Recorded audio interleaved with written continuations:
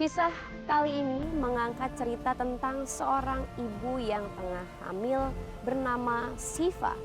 Siva yang tinggal di Kabupaten Nganjuk, Jawa Timur, sehari-hari membantu suaminya sebagai pencari madu. A'udzubillahiminasyaitonirrajim. Bismillahirrahmanirrahim. Qul huwallahu ahad. Allahus samad. Lam yalid wa lam yulad wa lam yakul lahu kufuwan ahad. Shadaqallahul azim.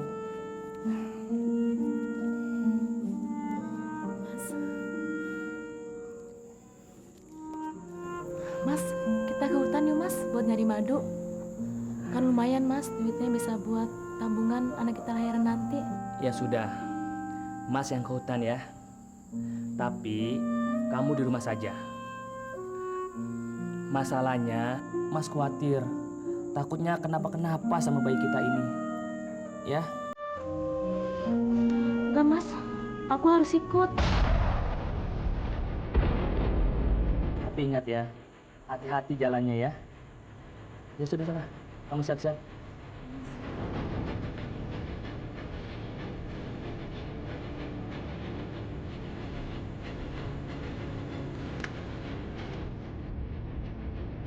Siva dan Jayadi adalah dua korban dari musibah tanah longsor di Nganjuk, Jawa Timur. Peristiwa yang sangat mengerikan ini terjadi pada hari Kamis, tanggal 13 Januari 2011, pukul 13:37 waktu Indonesia Barat. Akibatnya, hutan belantara dan areal perkebunan milik warga rata dengan tanah. Tanah longsor, Mbak! Ya Allah! Astagfirullahaladzim! Ya Allah! Ya Allah! Astagfirullahaladzim! Ya Allah! Astagfirullahaladzim!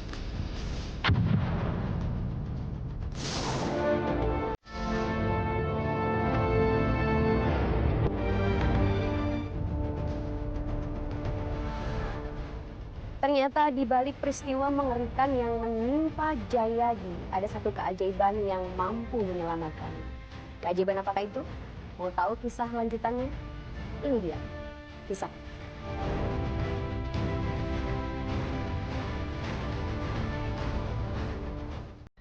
Entah kenapa hari itu Siva terlihat begitu bersemangat untuk membantu Jayadi bekerja. Namun kebalikannya, justru Jayadi seperti kehilangan semangat. Sepertinya ada sesuatu dalam pikiran yang sangat membebaninya. Dan ini membuat ia menjadi tidak fokus pada apa yang dikerjakannya. Bahkan pekerjaan yang paling ringan yang sudah biasa dilakukannya pun tak mampu dikerjakannya dengan baik. Siva marah karena menganggap Jayadi sengaja tidak ingin mengajaknya bekerja. Ia langsung pergi dan meninggalkan Jayadi. Siva! Tunggu, Siva! Siva! Siva! Siva! Dengerin aku, Siva! Siva! Siva! Kamu lagi hamil, Siva! Siva! Siva! Dengerin aku, Siva! Siva! Siva! Siva! Dengerin aku, Siva! Siva! Kamu lagi hamil, Siva! Siva! Kamu lagi hamil, Siva! Pelan-pelan jalannya! Siva! Siva!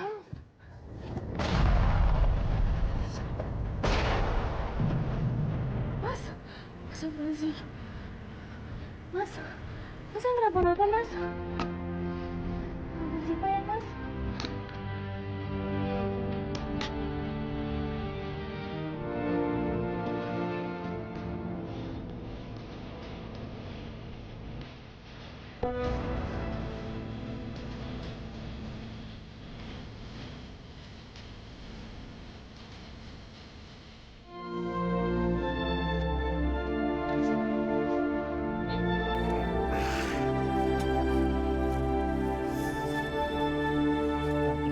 Sikap Sartono dan istrinya Wagina membuat Siva dan Jayadi jadi berpikir.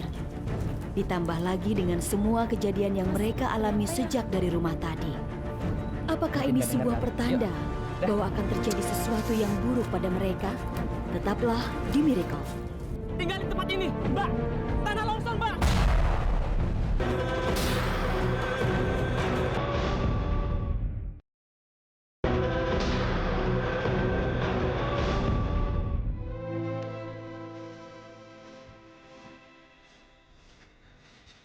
Oke.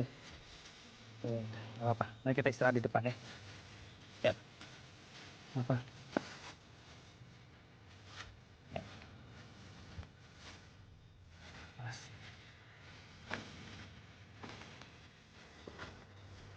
Berat banget ya. Ya. Istirahat di sini ya. Maafin saya ya mas atas sikap saya tadi pagi. Nggak apa-apa. Udah, nggak usah dipikirin. Istirahat tadi. Ya. Nih. Minum dulu ya. Haus kan?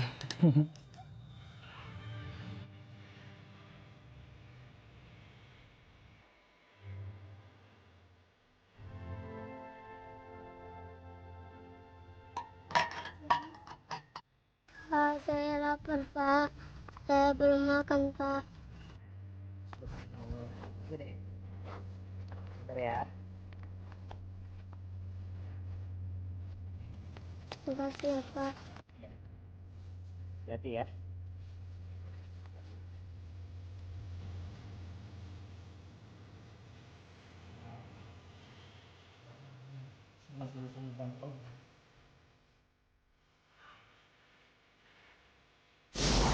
Saya semakin yakin atas kebaikan Mas Jayadi. Walaupun saya tidak pernah mendengarkan nasihatnya, saya juga sering menyusahkannya. Dia tetap tersenyum. Dan bukan itu saja, dia juga suka menolong kepada siapapun dan juga dimanapun.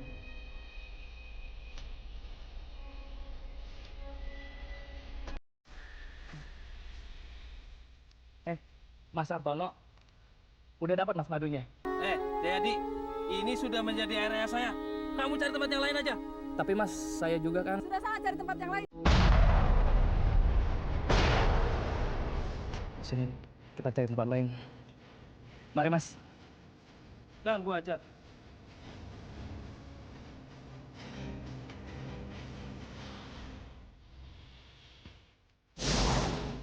Saya sedih sekali dan saya pun menangis melihat nasib Mas Jayadi.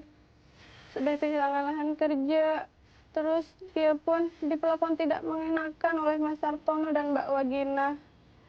Biar tidak membebani pikirannya, saya pun langsung lurus saja waktu dia menyuruh saya pulang.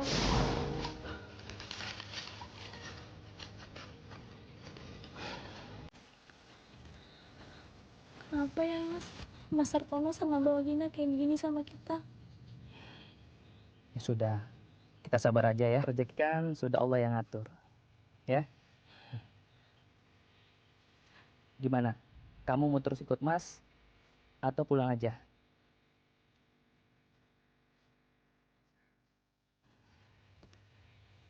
Ya sudah ini aja. Mendingan kamu pulang aja ya.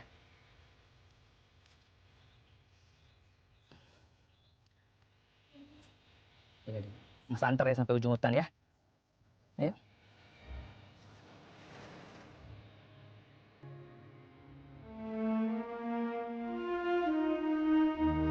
Laki-laki Jayadi harus menerima kenyataan pahit.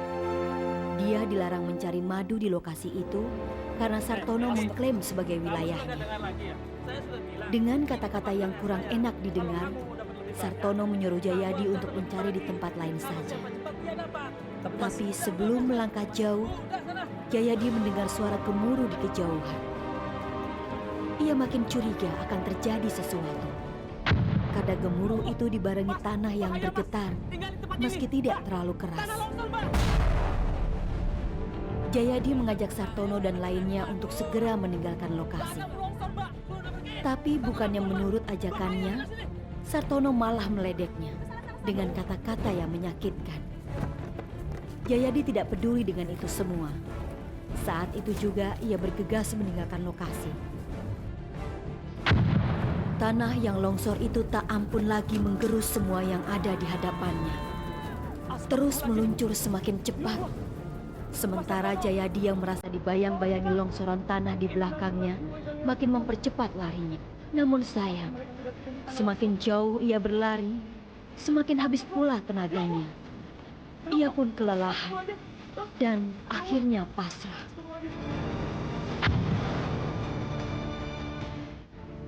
Di tengah kepasrahan, Jayadi masih tetap berusaha. Dengan sisa tenaganya ia memanjat pohon. Namun rupanya tak mampu pula menahan hantaman longsoran tanah. Jayadi nyaris terkubur. Beruntung, ia mendapat batang pohon pisang yang meluncur ke arahnya. Seketika itu juga disambar dan langsung dipeluknya erat-erat batang pohon tersebut. Batang pohon pisang meluncur makin cepat dan tak terkendali. Tak ada yang bisa dilakukan Jayadi saat itu, selain pasrah mengikuti kemana batang pohon pisang itu meluncur, serta memanjatkan doa agar selamat dari tragedi itu. Jayadi akhirnya tidak ingat lagi ketika batang pohon pisang yang ditumpanginya itu membentur benda keras dan menerbangkannya meluncur ke udara dan kemudian jatuh di areal persawahan. Mbak Siva, mari kita ke tempat kejadian. Siva menangis sedih setelah mendengar bencana longsor di lokasi tempat Jayadi mencari madu. Ia khawatir kalau suami yang sangat dicintainya itu menjadi salah satu korbannya. Saat itu ia baru menyadari akan sikap dan perilaku Jayadi terhadapnya sejak pagi tadi. Meski dalam kondisi lemah, Siva tetap ikut bergabung bersama warga lainnya dan regu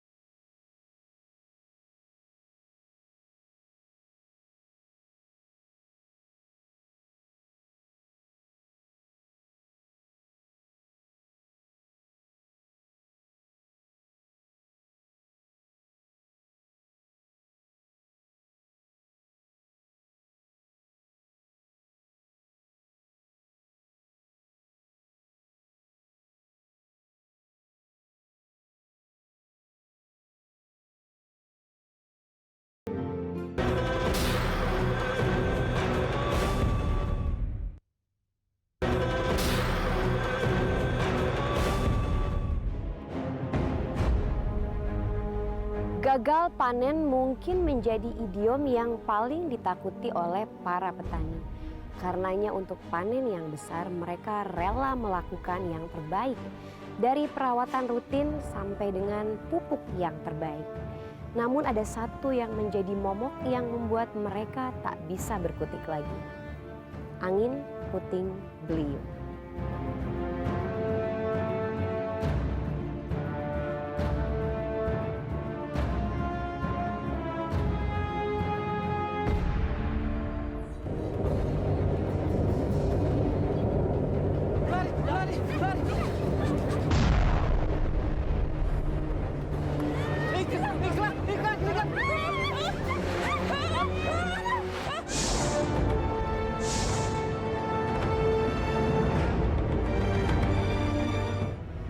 Peristiwa mengenaskan ini menimpa Marsiti, warga Meraurak, Tuban, Jawa Timur ketika tengah membantu suaminya Jasma membersihkan rumput di sekitar ladang jagung mereka pada hari Kamis tanggal 23 Desember 2010.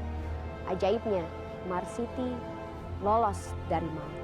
Keajaiban apakah yang menyelamatkannya? Ini dia kisahnya.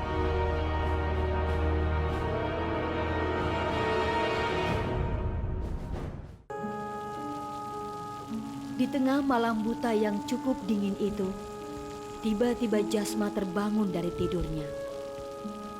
Kelakuan Jasma tentu saja membuat Marsiti heran. Lebih heran lagi ketika ditanya, Jasma mengaku sedang kepanasan. Hal yang tidak lazim dirasakan siapapun ketika hari sedang turun hujan. Seharusnya Jasma merasa dingin seperti yang tengah dirasakan Marsiti. Tapi Marsiti tidak menggubris sikap suaminya itu. Makanya ia tidak peduli dan langsung tidur. Loh, kok Bapak ketika bangun? Jasma menolak disuruh tidur. Panas banget. Gerah gimana Ibu aja kedinginan? Iya, Bapak ini kegerahan, Bu. Ya udah Bapak tidur lagi ya. Males, Bu, masih gerah. Kalau Ibu mau tidur, tidur aja dulu. Ya udah Ibu tidur lagi ya.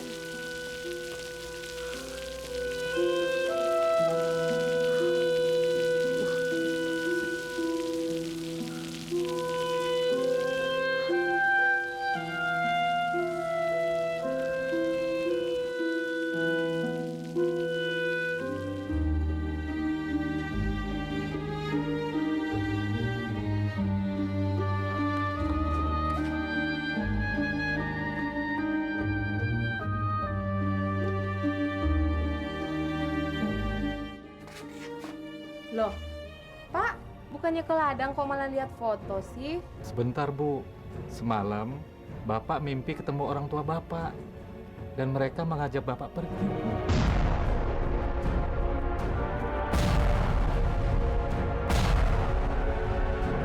Astagfirullahaladzim, mimpi itu kan bunga tidur, Pak. Jadi nggak usah dipikirin. Ayo, Pak. Sebentar, Bu. Bapak ganti baju dulu ya. Oh ya.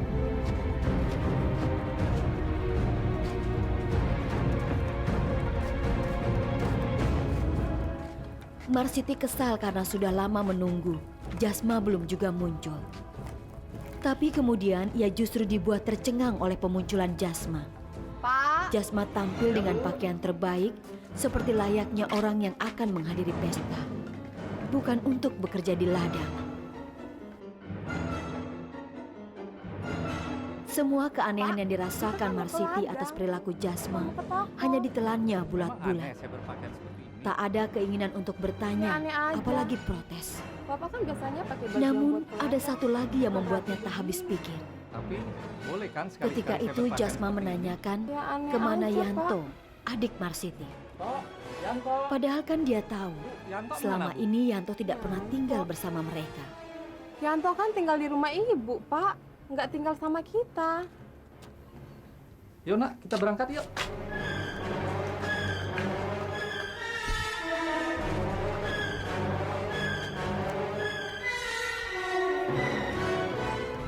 Ayo kita jalan.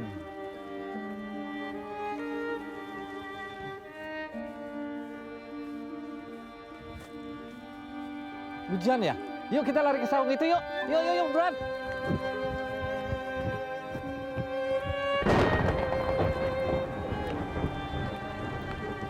Ayo, Ibu. Rasa bingung Marsiti makin lengkap ketika Jasma mempertanyakan soal istri Yanto saat mereka bertemu Muji di sebuah saung untuk berteduh. Sebenarnya keanehan itu terasa makin kuat dalam diri Marsiti. Ya. Loh, Namun sayang, istri kamu mana? ia tak mampu mencari jawabnya. Mas. Apakah ini sebuah pertanda buruk yang akan dialami Marsiti kemudian? Ataukah hanya halusinasi biasa? Tetaplah di Miracle. Ibu pergi sama Yanto. Pergi, Ibu apa pergi.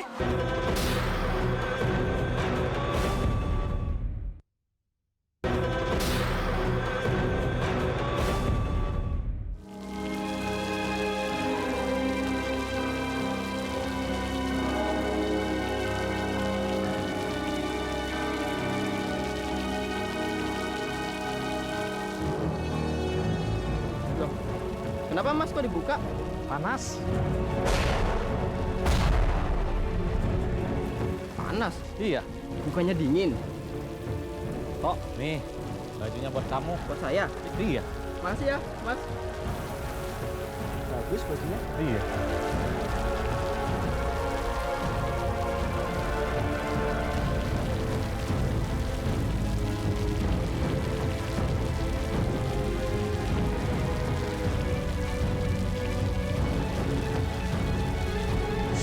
Saya tambah heran pada suami saya. Dia memberikan kemeja kesayangannya pada adik saya. Saya juga nggak tahu entah kenapa. Bu, Entah kenapa Udah, kekhawatiran kita Marsiti berangkat ke saat ladang itu sekarang yuk. makin kuat. tapi kenapa? Ia seperti tak ingin jauh-jauh dari Jasma. Biar ibu Karena Yanto itu dan ketika Ikhlas Jasma yang hendak ladang. turun Masa ke saya ladang, enak-enakan di dicegahnya sini? habis-habisan. Ikut ke ladang.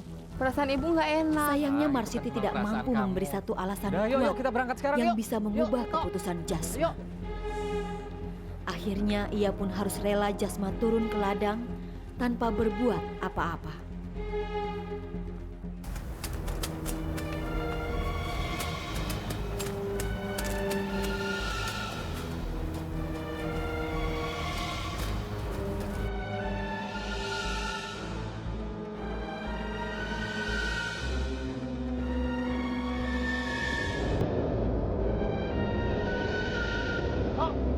Suara gemuruh, Pak. Ayo, Pak. Bu. Puting beliung, Bu. Astagfirullahaladzim. Ayo kita lari, lari yuk.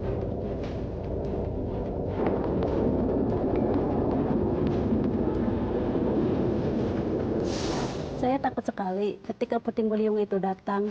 Saya dan suami saya berlari. Tiba-tiba suami saya bilang, Ikhlas ketinggalan di belakang. Terus suami saya berlari untuk menyelamatkan Ikhlas.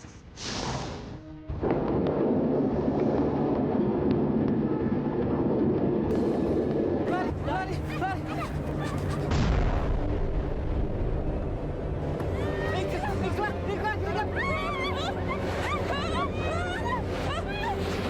Udah, ibu pergi Abah Yanto. Pergi, ibu apa pergi.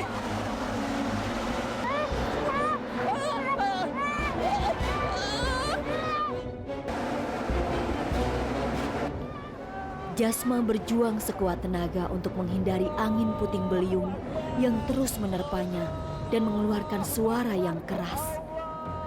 Namun apa daya, pergerakan angin itu terlalu cepat buat seorang Jasma. Tiba-tiba sebuah benda keras terlempar dari dalam pusaran angin ganas tersebut. Benda itu menghantam kepala Jasma. Seketika itu juga Jasma tersungkur sambil memeluk Ikhlas putra kesayangannya di ladang jagungnya sendiri.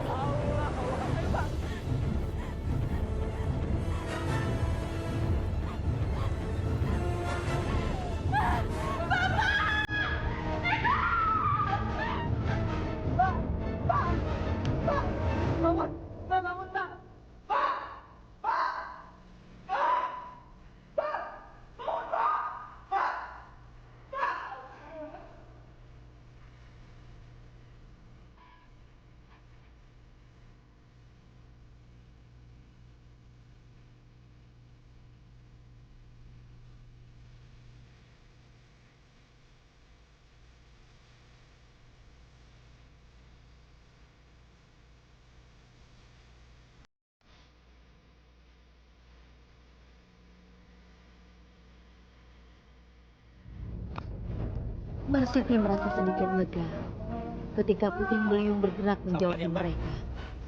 Bersama warga lain, ia dan Yanto berhamburan menuju ladang mencari Jasma dan Ikhlas. Ia sangat berharap anak dan suaminya ditemukan dalam keadaan selamat. Karena itu, sambil menangis tak henti-hentinya, ia berdoa untuk keselamatan mereka. Meski sempat pula rasa takut kehilangan mengganggu pikirannya ketika keanehan perilaku Jasma dihubungkan dengan bencana itu. Semoga mereka nggak kenapa-kenapa. Namun semua bisa ditepisi. Kenapa, Mbak? Itu transformasi Ikhlas. Ada. Tapi tiba-tiba di tengah kepasrahan Marsiti Ikhlas. terdengar suara tangisan anak kecil. Seketika itu Marsiti langsung mengenali suara itu sebagai Ikhlas anaknya. Dengan dibantu warga, akhirnya Ikhlas ditemukan dalam tumpukan pohon jagung yang hancur dalam pelukan Jasma yang sudah tidak bernyawa lagi. Mas Jasma. Mas Jasma.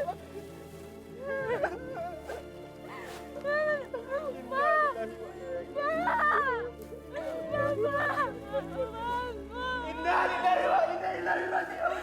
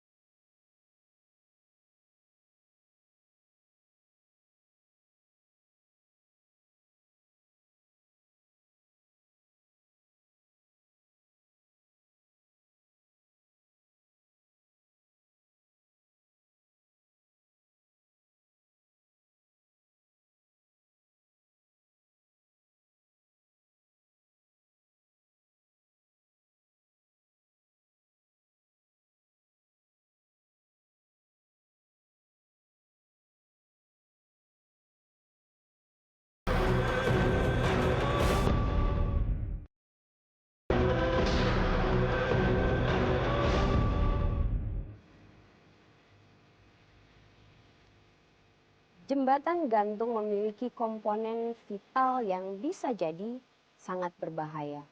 Salah satu komponen vital tersebut adalah tali atau kabel seling yang mengikat jembatan tersebut. Tali atau kabel ini bisa jadi sangat rentan jika kurang mendapatkan perhatian. Oleh karena itu, jembatan gantung di desa Meluak, Gayo Lues, Nanglo Aceh Darussalam putus dan banyak memakan korban. Salwa adalah salah satu korbannya pada peristiwa yang terjadi pada tanggal 6 Juni 2010.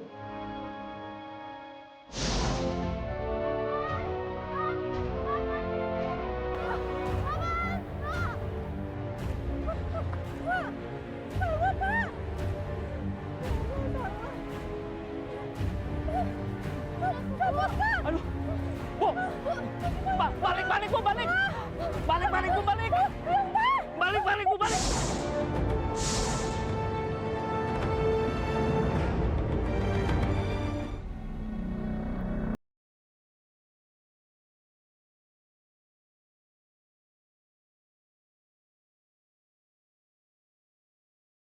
Atau dinyatakan hilang. Namun beruntung, Anissa, Jabal, dan Aisyah, anak sematawayang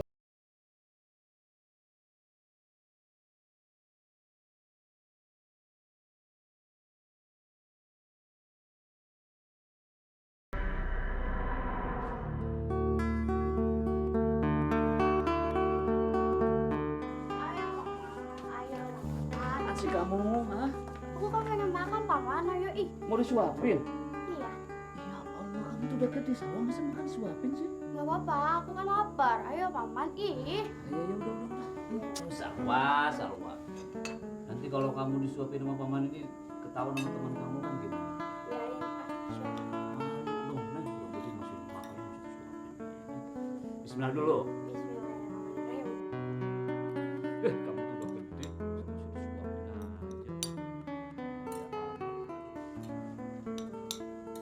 Di, udah gede disuapin. Apaan sih nih kakak, biarin aja kali. Ih, malu ke, udah gede. Kamu mau disuapin juga?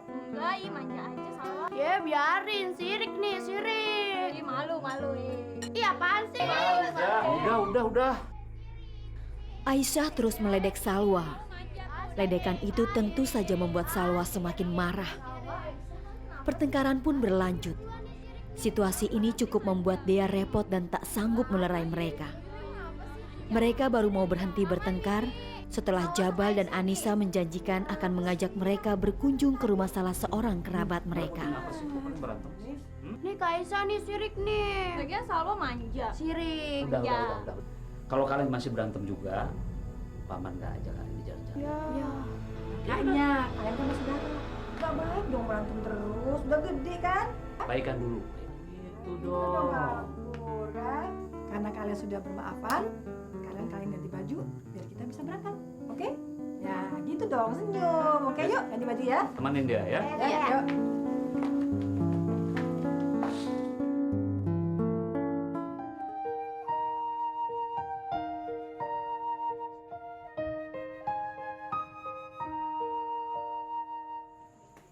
Bibi pakai baju aku ini dong. Salwa, Bibi capek. Kamu kan udah gede. Pakai sendiri aja kenapa sih? Kan aku mau dipakein sama Bibi. Ayo, Bi. Udah kamu aja belajar sendiri kenapa Ih, sih? ayo, Bibi. Ayo, ih. Salwa. Bibi, ayo. Capek. Ah, Bibi mah. Kamu nih nggak pernah berubah manja aja. Ayo, Bi. Saya juga tidak tahu kenapa perasaan saya jadi tidak karuan. Rasanya sedih, ingin nangis terus. Saya juga heran, kenapa Salwa sikapnya jadi seperti itu. Nggak biasanya.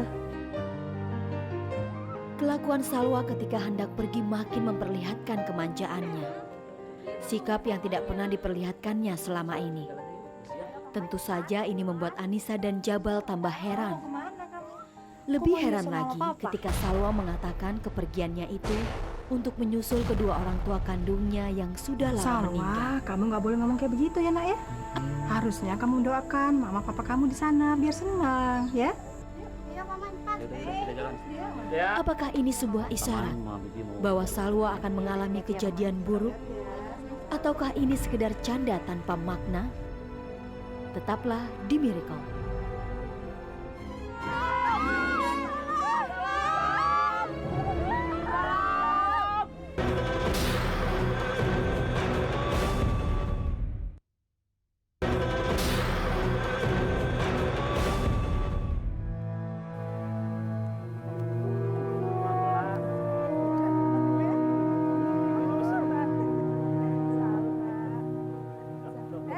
Salwa, kamu kemana? Paman, Bibi, kakak lo sini aja lebih dekat. Di situ jembatannya udah tua, nak. Rusak lagi. Gak aman. Lewat sini aja ya. Emang kenapa sih, Bi? Paman, lo sini aja lebih dekat. Salwa, mendingan kamu pergi bareng-bareng sama kita ya. Ya Salwa, nurut aja. Yaudah kalau kalian gak mau, yaudah aku sendiri aja deh yang sana.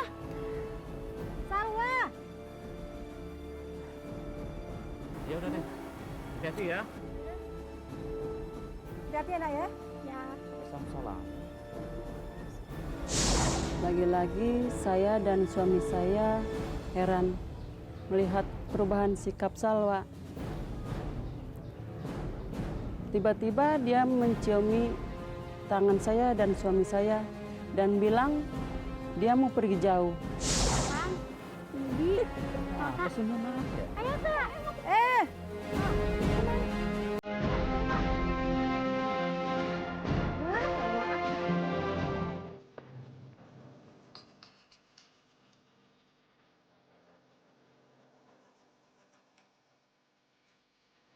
Setelah menyusuri pinggir sungai, Anissa, Jabal, dan anak-anak mereka tiba tak jauh dari tempat sebuah jembatan gantung berada. Jembatan gantung yang berdiri di atas sungai dengan arus deras itu memang terlihat cukup kokoh. Melihat jembatan itu, Salwa sangat gembira. Salwa langsung berlari dengan penuh sukacita menuju jembatan gantung setelah pamit dan diikuti Aisyah setelah disuruh Jabal untuk menemani Salwa. Sementara itu, timbul perasaan tidak nyaman dalam diri Anissa. Pegangan. Tapi perasaan itu dipendamnya dalam-dalam. Yang pasti, ia begitu takut kehilangan Aisyah. Jembatan gantung. Salwa dengan sukacita mengekspresikan seluruh kegembiraannya di atas jembatan itu. Berlari ke sana kemari tanpa peduli dengan bahaya yang mungkin saja terjadi akibat tingkah lakunya sendiri. Pegangan. Salwa, tunggu, Nak. Salwa. Anissa terpaku di mulut jembatan gantung. Entah kenapa ia merasa berat sekali untuk melangkah menuju jembatan itu. Tak ada lagi yang bisa dilakukan selain mengamati tingkah laku Salwa yang berteriak-teriak dan berlompat-lompatan di atas jembatan. Ia tetap ragu ketika Jabal mengajaknya menyeberang. Perasaan khawatir terus berkecamuk dalam dirinya dan kian menjadi. Salwa! Tapi tetap saja dipendamnya dalam-dalam. Kekhawatirannya terbukti ketika tiba-tiba melihat kabel seling pengikat jembatan gantung meregang mau putus. Anissa mengajak Jabal dan Aisyah untuk segera keluar dari jembatan sambil berteriak-teriak memanggil Salwa. Tapi karena derasnya arus sungai, panggilan itu tidak terdengar.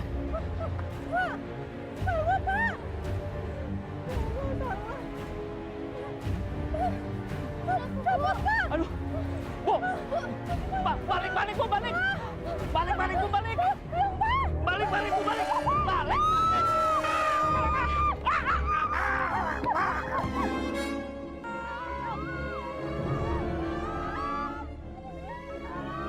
Bibir Anissa, Jabal, dan Aisyah terus bergetar mengucap doa dan memohon pertolongan dari Yang Maha Kuasa. Rasa pasrah dan getar doa yang terus berdentum dari dalam hatinya membuat Anissa, Jabal, dan Aisyah tegar dan berusaha keras untuk tetap memegang sisi pinggir tali jembatan yang tidak ikut terputus.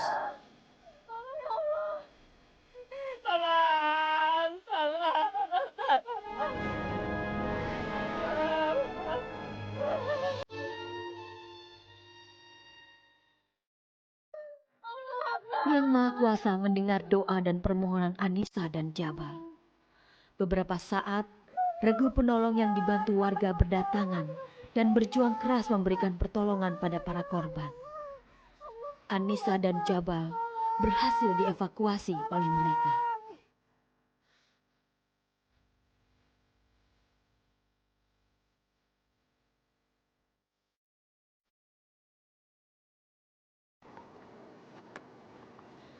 Sampai akhirnya salah seorang tim SAR memberitahu kepada Anissa dan Jabal kalau mereka menemukan korban yang meninggal yang bernama Salwa.